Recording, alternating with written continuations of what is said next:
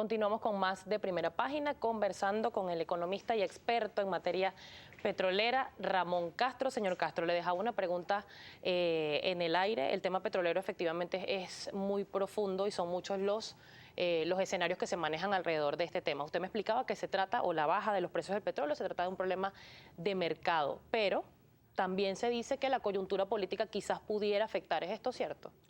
La coyuntura política podría afectar, pero es que fíjese, el problema sigue siendo un problema de mercado. La demanda mundial ha venido creciendo, no a la rata que se esperaba, pero si uno observa lo que está pasando ahorita, por ejemplo, aquí observamos que en el primer trimestre de 2015 sigue subiendo la demanda mundial, no tanto como se pensaba, pero estamos por encima de los 94 millones de barriles diarios. Ahora, ¿cuál es el problema en sí? Fíjese cómo los precios de los crudos han ido bajando. Déjelo un ratico. Y aquí empiezan a repuntar un poquito alrededor de los $60 el West Texas intermedio y el crudo Brent. Pero ¿Qué privó para que entonces el mercado se comporte de esa manera? El costo de producción del petróleo. Cuando el costo de producción del petróleo de esquisto, que es el petróleo de lutitas, el que se produce en los Estados Unidos, se acerca a los $50 y ellos empiezan a perder, ellos dejan de producir ese petróleo.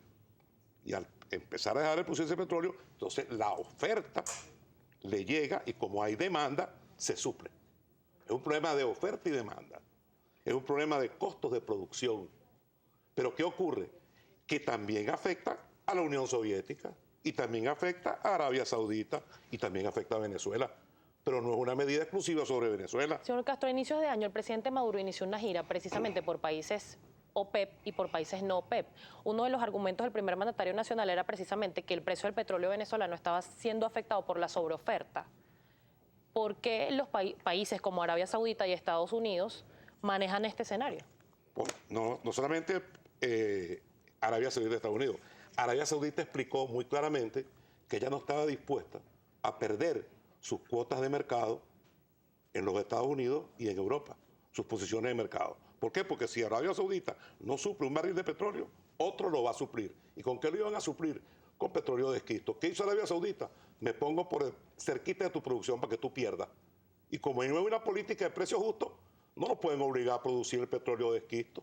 No, el tipo se sale y Arabia Saudita mantiene su cuota de producción. Eso es, a problemas de mercado, soluciones de mercado. ¿En qué lugar quedamos nosotros entonces como productores con respecto a este escenario que se está manejando? Nosotros como productores lo que tenemos que hacer es tratar de volver a hacer lo que sabíamos hacer. Era producir un petróleo a bajo precio. Producir un petróleo y dedicar la empresa petrolera, como mucha gente dice, y yo lo comparto plenamente, zapatero a tus zapatos. Nosotros sabemos producir petróleo, o sabíamos, y podemos volverlo a hacer. Porque para eso estamos los venezolanos. Nosotros llevamos el petróleo en las venas. ¿Por qué sabíamos? ¿Por qué no sabemos en este momento producir petróleo? Porque hemos tenido pérdida de mucha gente valiosa que puede ser recuperada, pero en otras circunstancias. Los venezolanos sabemos producir petróleo. Nosotros nacimos en petróleo, vivimos en petróleo y moriremos en petróleo, porque ese es el producto que tenemos para lograr nuestro desarrollo y el bienestar de toda la población venezolana. ¿Se ha abusado quizás de ese recurso? Yo creo que el petróleo se ha usado el recurso que ha producido. Y ahí están las consecuencias de no hacer lo que decía Oscar Pietri, de sembrar el petróleo. Y sembrar el petróleo no es sembrarlo en los campos, es sembrarlo en lo que verdaderamente desarrolla al hombre, en la educación. Ahí es donde debíamos haber invertido para hacer feliz a nuestro pueblo, en educación, los recursos del petróleo. Tomando en cuenta toda esta coyuntura, señor Castro, ¿es coherente que el presupuesto para el ejercicio fiscal 2015 haya sido basado en un barril de petróleo a $60? Mire, las predicciones de los presupuestos en Venezuela, sobre todo en los últimos años, son teóricas. Pues cuando el precio estaba a $100, lo hacían a 100. Cuando vieron que estaba a 60, lo dejaron en 60. Y ya desde el año pasado se decía de que el petróleo iba a bajar. Yo creo que el problema va más allá. El problema va en que tenemos que aprender y tenemos que racionalizar lo que tenemos hoy en día. La medida, por ejemplo, de la reducción de divisas parecía una medida en la dirección correcta. Pero antes de hacer la medida, a lo mejor es en la dirección correcta, tenemos que racionalizar lo que le damos a Petrocaribe. ¿Y por qué a Petrocaribe? Por decir una. Porque no es justo que las personas en Petrocaribe, los usuarios de Petrocaribe, pagan en promedio 36% más la gasolina.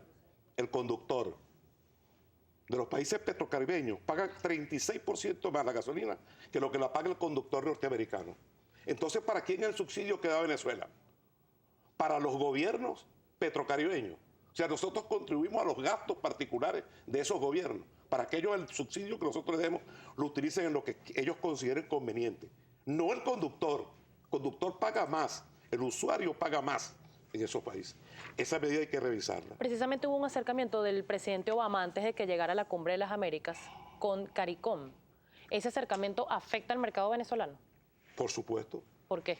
Lo afecta porque Obama lo que está pretendiendo es independizarlos de Venezuela, del subsidio que les da Venezuela. Yo le voy a decir una cosa, si a mí alguien me hace ese favor, se lo agarro, porque en los actuales momentos, yo personalmente, primero mi país, primero mi gente y después a los demás que tengo que ayudar. Lo otro que hay que revisar es el convenio con Cuba. Nosotros tenemos que suplir a Cuba quizás máximo lo que establece el convenio para la operación de la refinería Camilo Cienfuegos. Aunque esos hierros no son nuestros y prácticamente los pagamos. Porque no es lógico que Venezuela le supla a Cuba y según dicen todas las fuentes internacionales, Cuba exporta petróleo. ¿De dónde sale el petróleo? O sea, exporta el petróleo nuestro. Entonces eso hay que revisarlo. Y los venezolanos lo podemos hacer y lo sabemos hacer y lo vamos a hacer.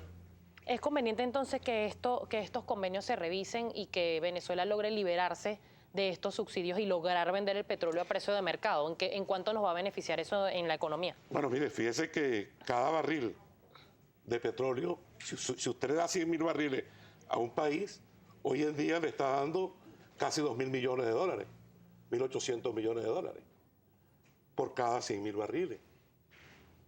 Entonces, ahí tiene una fotografía. Y lo otro es, mire, esos son barriles que realmente, esos convenios castran a Petróleo de Venezuela en la producción de dinero.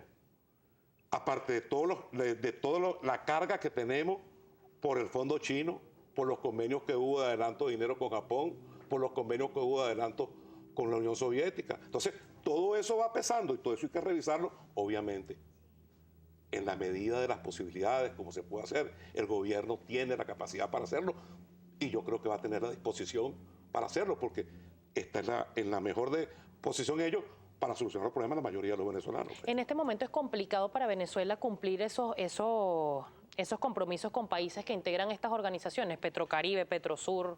En estos momentos es complicado y por eso se ha venido reduciendo. No, quizás no en la rata que uno quisiera que se hiciese, pero sí se ha venido entregando menos.